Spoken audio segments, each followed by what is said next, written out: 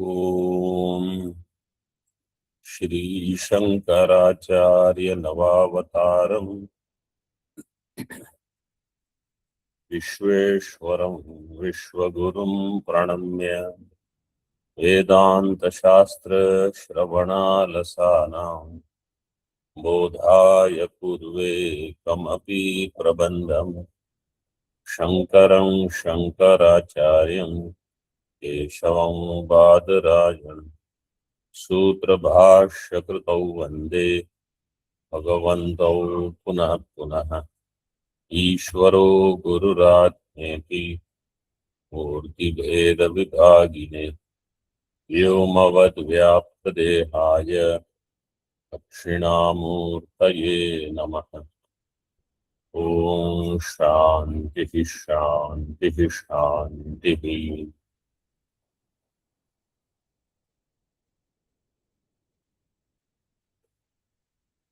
पृष्ठ क्रमांक 69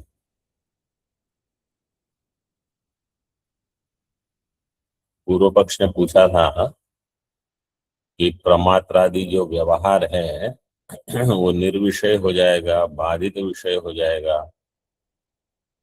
तो सिद्धांति ने कहा कि ये तत्व ज्ञान के पहले होगा कि बाद में होगा, उस पर चर्चा चल रही है।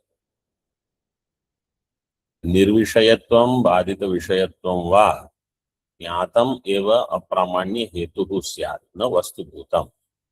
पिछले पार्ट में हम बता रहे थे एक होता है ज्ञातम सत और एक होता है स्वरूप सत।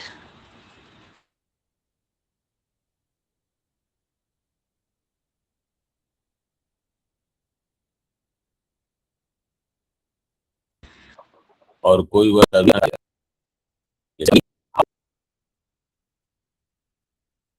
हाँ, अग्नि को स्वरूप सत होता है। तो आपको ज्ञात हो चाहे न हो वो आपको जलाएगी, इसलिए अग्नि का स्वरूप सत। और ज्ञातम सत जैसे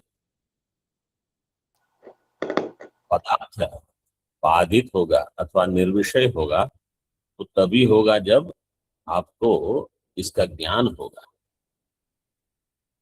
इसका ज्ञान नहीं होगा तो पदार्थ बाधित नहीं होगा। कोई भी व्यवहार, जहां समझो चैत्र है, चैत्र का अगर आपको ज्ञान नहीं है, चैत्र में क्या गुण है आपको नहीं पता, तो आप चैत्र के साथ उचित व्यवहार नहीं करोगे, संभव है। क्यों? क्योंकि वो ज्ञातम सत्य है, वो स्वरूप सत्य नहीं। नहीं स्वाप्नस्य हस्त्यादि प्रत्यक्षस्य अप्रामाण्यम स्वप्न एवं प्रत्येति कश्चित्। स्वाप्नस्य हस्त्यादि प्रत्यक्षस्य अप्रामाण्य, स्वप्न में जो हस्ती आदि है उनका प्रत्यक्ष ज्ञान होता है, उसका अप्रामाण्य स्वप्न में ही नहीं होता, जागृत में आने पर उनका अप्रामाण्य होता है। जागृत में आने पर ये ज्ञान होता है, ये सारे बाधित हैं, तब ये इनका अप्रामाण्यम सिद्ध होता है। तथा च तत्वज्ञानात् पूर्वम अव्याहतो लोक व्यवहारो दृश्यत इति न तदानीं निर्विषयत्वं बाधित विषयत्वं वा ज्ञातम भवति इति अतो न अप्रामाण्य प्रसंगः। इसी प्रकार तत्वज्ञान के पहले, तत्वज्ञानात् पूर्वम अव्याहतो लोक व्यवहारो दृश्यते, लोक व्यवहार में कोई बाध नहीं है, ऐसे ही व्यवहार चलते रहेगा। अज्ञान काल में प्रत्यक्ष को प्रमाण मानेंगे, अनुमान को प्रमाण मानेंगे और व्यवहार करते रहेंगे। इति न तदानीं निर्विषयत्वं बाधित विषयत्वं वा, इसलिए तदानीं, तदानीं का क्या अर्थ है? तत्वज्ञानात् पूर्व, तत्वज्ञानात् पूर्व, तत्वज्ञान के पहले निर्विषयत्वम शास्त्र का अथवा बाधित विषयत्वं वा न ज्ञातम भवति। श्रुति में श्रुति का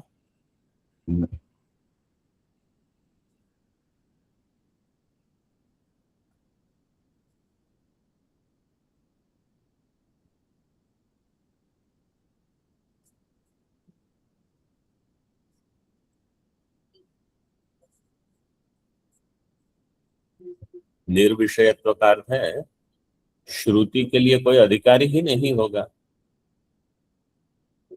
अथवा बाधित विषयत्व, श्रुति का जो विषय है वो बाधित हो जाएगा। लेकिन ऐसा नहीं होता अविद्या काल में, इसलिए अतो न अप्रामाण्य प्रसंग है, इसलिए वहां अप्रामाण्य नहीं। इष्टापत्ति रीति, तो अभी मूल में देखिए, किन तत्वज्ञानात् पूर्वम अप्रामाण्यम आपद्यत ऊर्ध्वम वा, तत्वज्ञान के पहले ही प्रमात्रादि व्यवहार जो है उनका अप्रामाण्य, श्रुति का अप्रामाण्य सिद्ध होगा, अथवा तत्वज्ञान के बाद ऊर्ध्वम।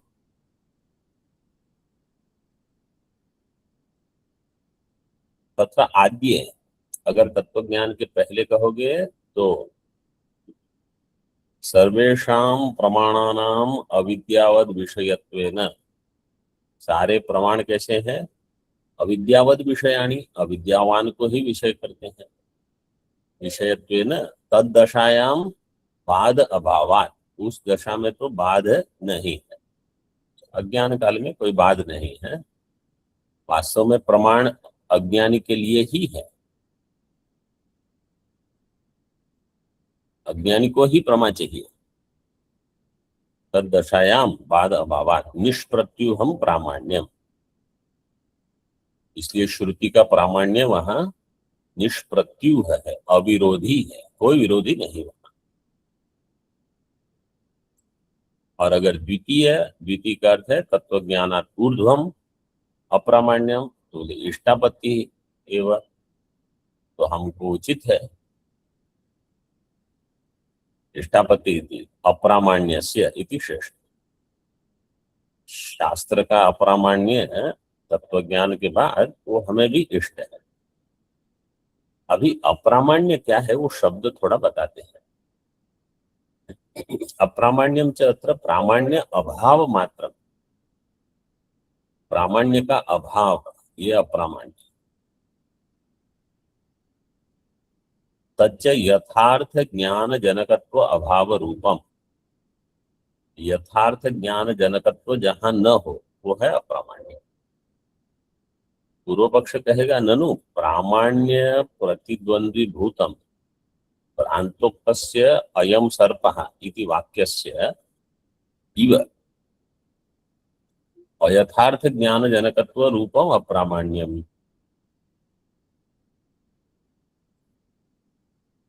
पूर्व पक्ष कहता है अप्रामाण्यम का अर्थ है अयथार्थ ज्ञान जनकत्वम, सिद्धांत कहता है अप्रामाण्य का अर्थ क्या? सामान्य अभाव मात्र, यथार्थ यथार्थ ज्ञान ज्ञान का भाव। जनकत्व अभाव, यथार्थ ज्ञान जनकत्व अभाव।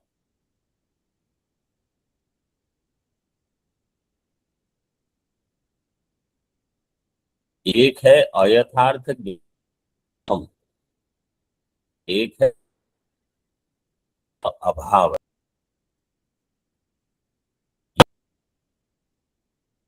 और अयथार्थ उत्पत्ति होना, ये दोनों में क्या अंतर है अब वो थोड़ा बता रहे हैं। यतस् तत्वज्ञानोत्तरम श्रुतेर विषया बाधिता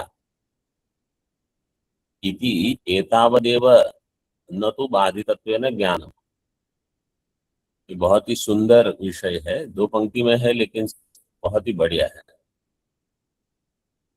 तत्व ज्ञान के बाद श्रुति के विषय बाधित हो जाएंगे कि नहीं होंगे?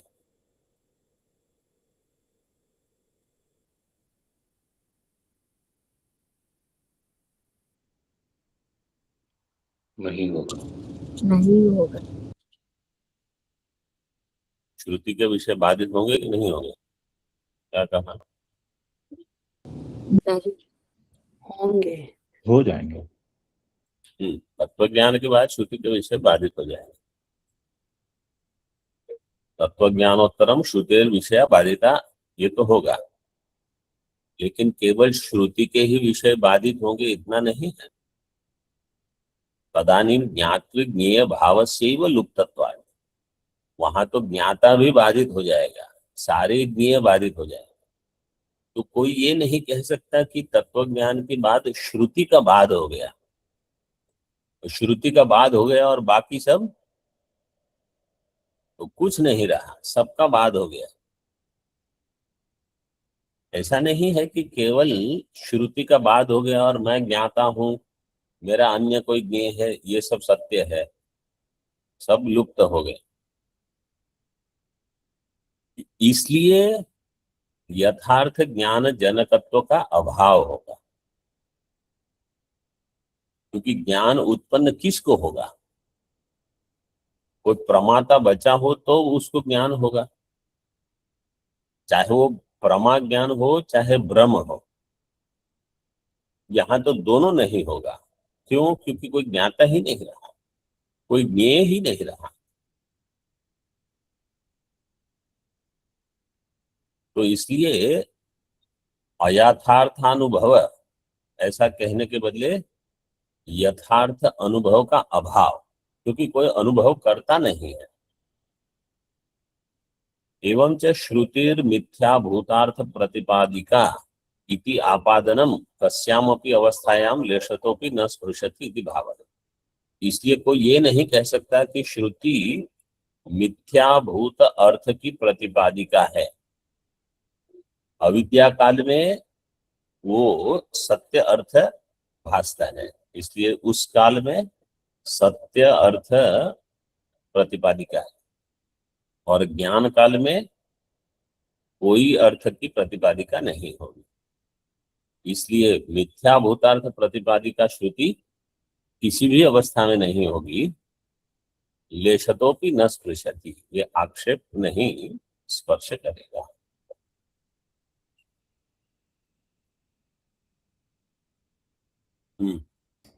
स्वामी जी, ये वाक्य है श्रुते विषया बाधिता इत्येतावद एव न तो बाधित्वेन ज्ञानम, उसमें भेद क्या है? बाधित्वेन ज्ञान नहीं है, लेकिन श्रुति के जो विषय हैं उनका बाध हो जाता है, इनमें कुछ भेद है? श्रुतेर विषया बाधिता इति एतावदेव न तो बाधितत्वेन, केवल इतना ही ज्ञान बाधित नहीं हुआ है। इतने के ही बाद का ज्ञान नहीं होता कि केवल श्रुति के विषय बाधित हो गए, वो ज्ञान हो गया। क्योंकि ज्ञान होगा किसको? वो वाक्य वो क्या है? तत्व ज्ञानोत्तरम श्रुतेर विषया बाधिता इति एतावदेव न तो बाधितत्वेन ज्ञातम, किंतु सर्वम बाधितत्वेन ज्ञातम, सभी का बाध हो जाएगा। तो जो ज्ञाता है उस अंतःकरण का भी बाध हो जाएगा। ऐसा नहीं है कि केवल श्रुति के विषय बाध हो गए और बाकी सब सत्य है। अब स्पष्ट हुआ? जी स्वामी। न वर्णा न वर्णाश्रमाचार धर्मा न मे धारणा ध्यान योगादयोपि अनात्माश्रयाहं ममाध्यासहानात्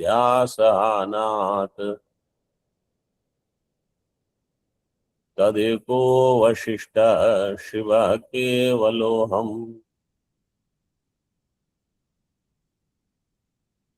न वर्णा न वर्णाश्रमाचार धर्मा न मे धारणा ध्यान योगादयोपि अनात्माश्रयाहं ममाध्यासहानात् तदेको वशिष्ठः शिवः केवलोऽहम्।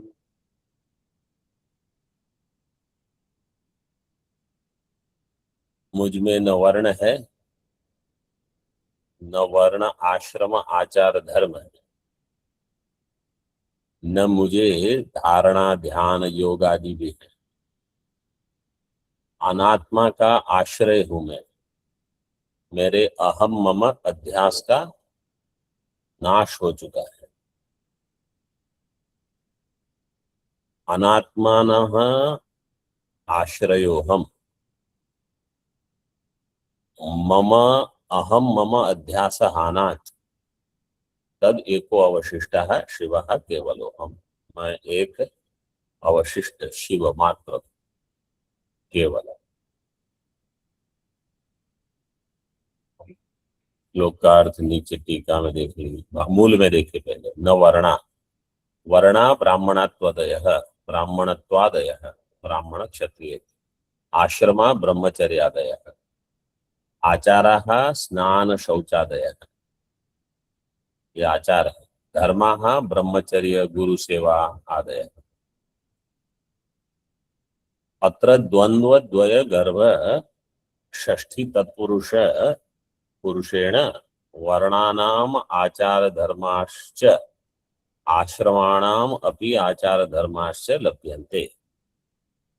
यहाँ दो द्वंद्व समास है और दोनों द्वंद्व समास में षष्ठी तत्पुरुष है। कैसे है टीका में देखिए। वर्णाश्च आश्रमाश्च वर्णाश्रमा, वर्णाश्च आश्रमाश्च वर्णाश्च, आचाराश्च धर्माश्च आचार धर्म, वर्णाश्रमाणाम आचार धर्म वर्णाश्रमाचार धर्म इति विग्रह। वर्ण और आश्रम में द्वंद्व किया, आचार और धर्म में द्वंद्व। अब उसमें वर्णाश्रमाणाम आचार धर्म, हाँ, तो षष्ठी तत्पुरुष के अंदर दो द्वंद्व समास हो गए, इसलिए कह दिया द्वंद्व द्वय गर्भ, जिसके गर्भ में है ऐसा षष्ठी तत्पुरुष।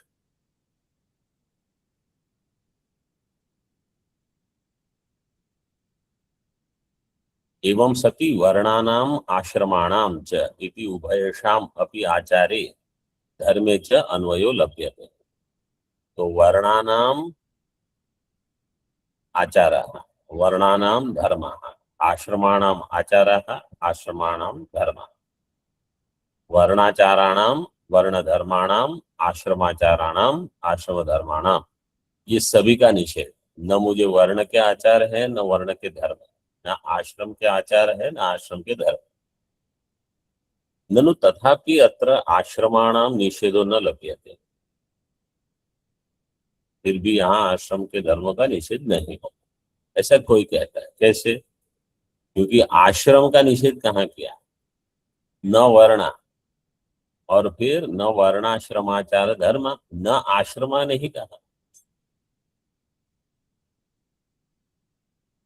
वर्णानाम तु न वर्णा इति वाक्यांतरेण सिद्ध इति। वर्ण का निषेध तो हो गया न वर्णा इस वाक्य से, इति चेत न। आश्रम का निषेध कैसे हो रहा है? आश्रमाणाम वर्ण धर्मत्व न निषेध सिद्ध है। आश्रम जो है वो वर्ण धर्म है, तो ब्राह्मण जाति वाले जो होंगे उनमें से कोई ब्रह्मचारी, कोई गृहस्थ, कोई वानप्रस्थी, ऐसे। न वर्णा इति एव सिद्धौ पुनर्न वर्णाश्रमा इत्यादि निषेधोक्ति स्पष्टार्था सति अत्र निषेधस्य असंकुचितत्व बोधना है। पहले ही कह दिया न वर्णा, फिर बाद में न वर्णाश्रमाचार धर्म, तो ये स्पष्ट करने के लिए स्पष्टार्थ। क्यों? क्योंकि निषेध संकुचित अर्थ में न हो, सभी का निषेध करना है। निषेधस्य असंकुचितत्व बोधना है। निषेध जो है वो संकुचित अर्थ में नहीं, असंकुचित अर्थ में। तदाह, आगे मूल में देखिए, धारणा न में धारणा ध्यान योगादयोपि। धारणा का अर्थ है, धारणा का योग सूत्र में क्या अर्थ है, किसी को ज्ञात है?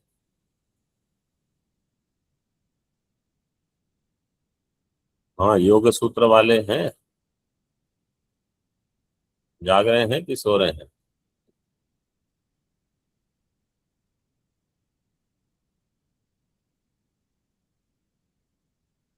देशबंध चित्तस्य धारणा,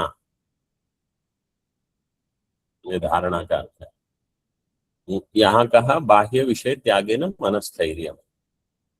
और ध्यानम, ध्यानम का अर्थ योग सूत्र में क्या है? तत्र प्रत्ययैकतानता ध्यानम। तत्र प्रत्येकतानता ध्यान। यहाँ कहा ध्यानम परमात्मा चिंतन। कहीं भी ध्यान कर सकते हो, लेकिन यहाँ विषय परमात्मा चिंतन। और योग चित्त वृत्ति निरोध। तो धारणा ध्यान योग, न में धारणा न ध्यान न योग। आदि शब्द न श्रवण मननादय गृह। मेरे लिए श्रवण नहीं, मनन नहीं, निधिध्यासन नहीं, कुछ नहीं। क्यों? मैं ब्रह्म हूं। मैं ब्रह्म ज्ञानी नहीं, मैं ब्रह्म को जानने की इच्छा वाला मुमुक्षु नहीं, जिज्ञासु नहीं, मैं ब्रह्म। सर्वेषाम ज्ञानोत्तर कालम असत्व हेतुमाह। ज्ञान उत्तर काल ये सभी असत्य है। क्यों? अनात्माश्रयाहम मम अध्यास हानात् इति। मैं अनात्मा का आश्रय हूं और अहम मम अध्यास का निषेध हो चुका है। अनात्मा आत्म विरोधिनी अविद्या। अनात्मा से अविद्या लिया। तदाश्रयस तदुपादानो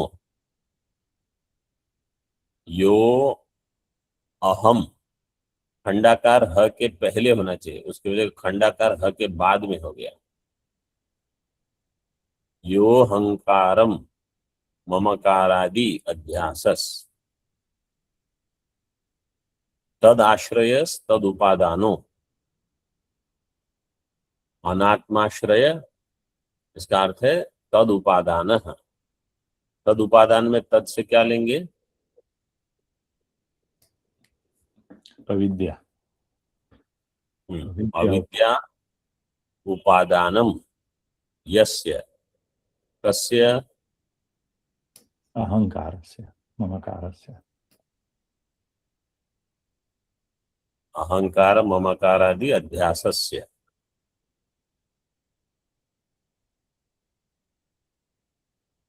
तस्य समूलस्यापि। तो अहंकार ममकार जो अध्यास है, उसका उपादान कारण क्या है? अविद्या। अविद्या ही है उपादान कारण, अध्यास है। उसका समूल नाश हो गया। समूलस्यापि हानात्। कैसे नाश हो गया? तत्व ज्ञानेन। तत्प्रयुक्त वर्णाश्रमादि व्यवहारो नास्ति इत्यर्थ। इसलिए तत्प्रयुक्त अध्यास प्रयुक्त वर्णाश्रमादि व्यवहार नहीं रहा।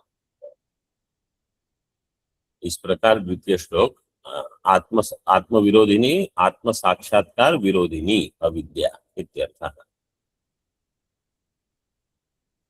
वर्णाश्रमादि व्यवहारस्य मिथ्या ज्ञान मात्र मूलत्वेन मिथ्यात्वं दृढयितुं तद व्यतिरेके सुषुप्तौ तद व्यतिरेकम आह। वर्णाश्रमादि व्यवहार जो है मिथ्या ज्ञान मात्र मूलत्वेन, वो मिथ्या ज्ञान ही उसका मूल है, इसलिए वो मिथ्या है। वर्णाश्रमादि व्यवहार मिथ्या। मिथ्यात्वम उसको दृढ़ करने के लिए दृढ़यितुम तद व्यतिरेके सुषुप्तौ तद व्यतिरेकम आह। सुषुप्ति में मिथ्या ज्ञान नहीं है, इसलिए सुषुप्ति में वर्णाश्रमादि व्यवहार भी नहीं है। तो मिथ्या ज्ञान सत्वे वर्णाश्रमादि व्यवहार, मिथ्या ज्ञानाभावे वर्णाश्रमादि व्यवहार, ये सुषुप्ति में देखा है।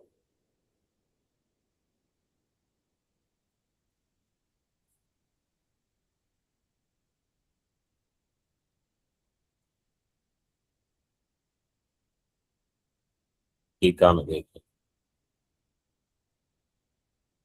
वर्णा ब्राह्मण क्षत्रियादय आश्रमा ब्रह्मचर्य गार्हस्थ्यादय स्पष्ट है।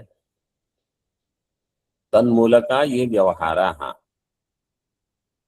अयम ब्राह्मणो अयम क्षत्रियो अयम ब्रह्मचारी अयम गृहस्थो ब्रह्मचार्ये ब्रह्मचार्ये इसका अर्थ है अयम ब्रह्मचारी अयम गृहस्थो। ये सारे व्यवहार वर्ण आश्रम मूलक हैं। फिर ब्राह्मणो यजेत ब्राह्मणो न हंतव्य इति एवं आदयस ते मिथ्या ज्ञान मूलका एव इति अतो मिथ्याभूता है।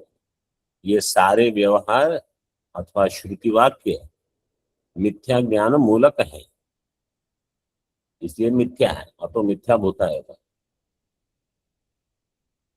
ईदृश व्यवहाराणां मिथ्या ज्ञान मूलकत्वं च अहम मनुष्य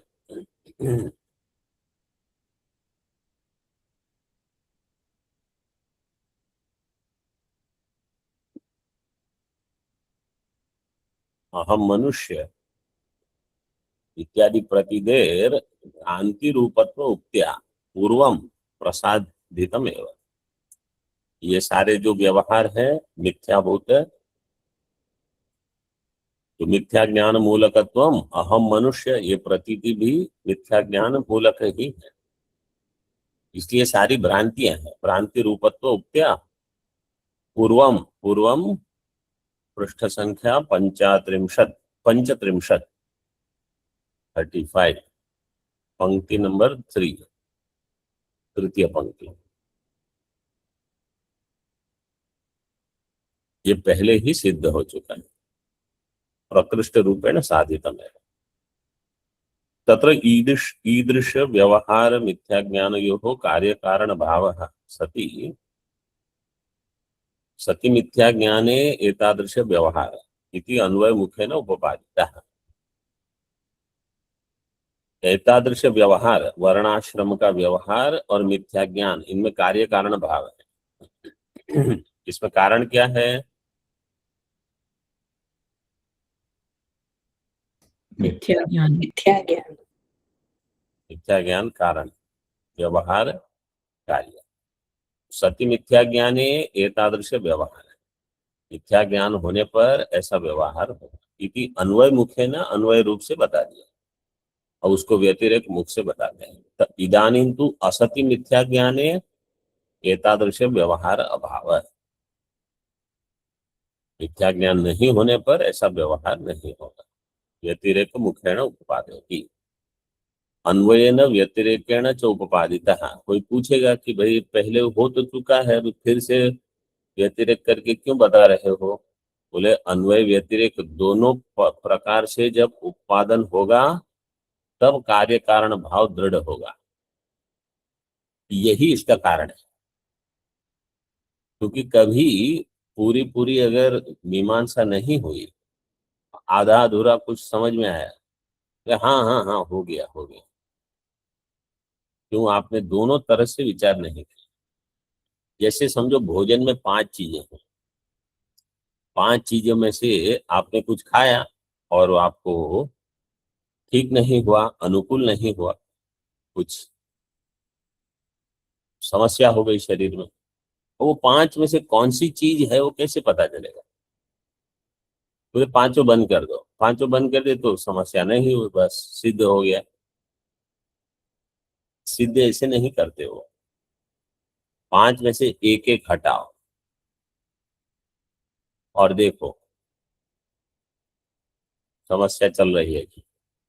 फिर जब सब नहीं रहेगा, अथवा समझो कुछ आपको समझ में आ गया कि एक चीज है, वो है तो समस्या है, वो नहीं है तो समस्या है, तो उसको बंद कर दिया, समस्या नहीं।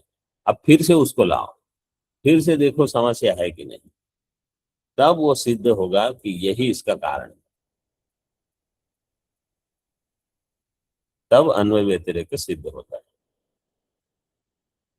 तो कार्य कारण भाव दृढ़ होगा। न माता पिता वा न देवा न लोका न वेदा न यज्ञा न तीर्थं ब्रुवन्ति सुषुप्तौ निरस्तातिशून्यात्मकत्वात्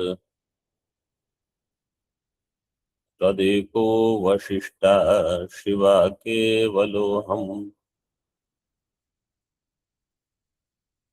न माता पिता वा न देवा न लोका न वेदा न यज्ञा न तीर्थं ब्रुवन्ति सुषुप्तौ निरस्तातिशून्यात्मकत्वात् तदेको वशिष्ठ शिव केवलोऽहम्। तो व्यतिरेक के द्वारा सुषुप्ति में ये व्यतिरेक बताते हैं। सुषुप्ति में क्या नहीं है, ये बृहदारण्य का मंत्र है, उसी को यहाँ दिया है। तत्र पिता पिता भवन भवती माता माता ऐसे करते। तो सुषुप्ति में न माता न पिता न देवा न लोका न वेद यज्ञ तीर्थम कुछ नहीं। निरस्ताति शून्यात्मकत्वात् अति शून्य जैसा भान होता है, सब कुछ निरस्त हो गया, तब क्या रहेगा? सबके अभाव का प्रकाशक है। तदेको वशिष्ठ शिव केवलोऽहम्।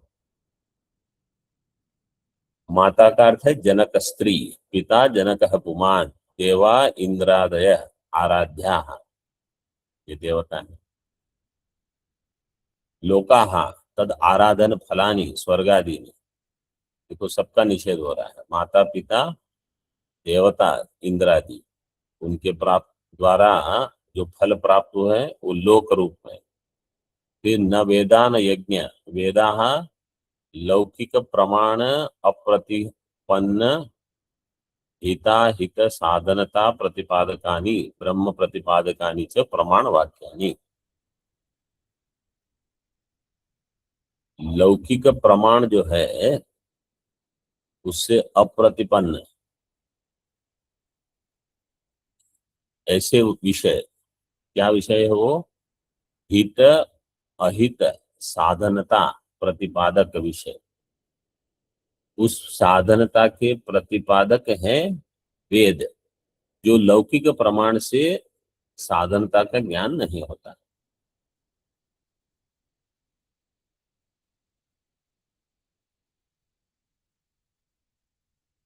और ब्रह्म प्रतिपादकानि च प्रमाण वाक्यानि, ब्रह्म प्रतिपादक प्रमाण वाक्य।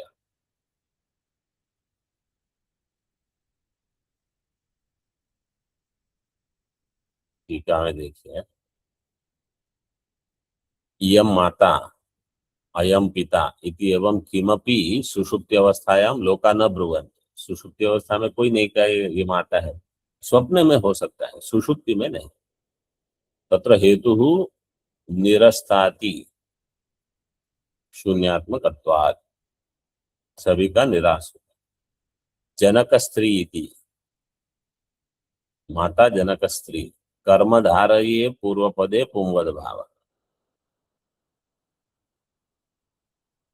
जनक स्त्री, जो जनक है वास्तव में वो जानकी होना चाहिए।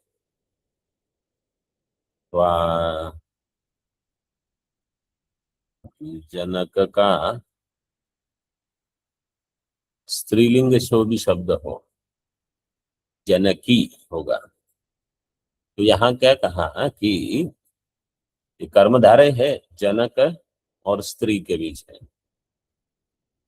तो कर्मधारय में पूर्व पद जो है उसको पुंवद भाव प्राप्त होता है, इसलिए वहां स्त्रीलिंग शब्द होने पर भी पूर्व पद जो है वो पुल्लिंग में ही दिखाया है।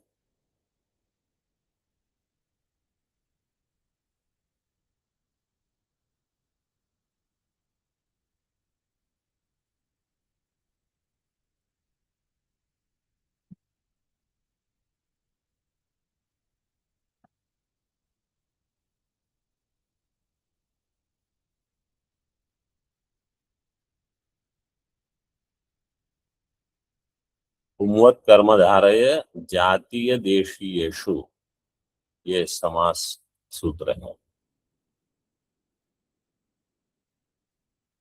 तो माता जाति लेकर ऐसे बताया है।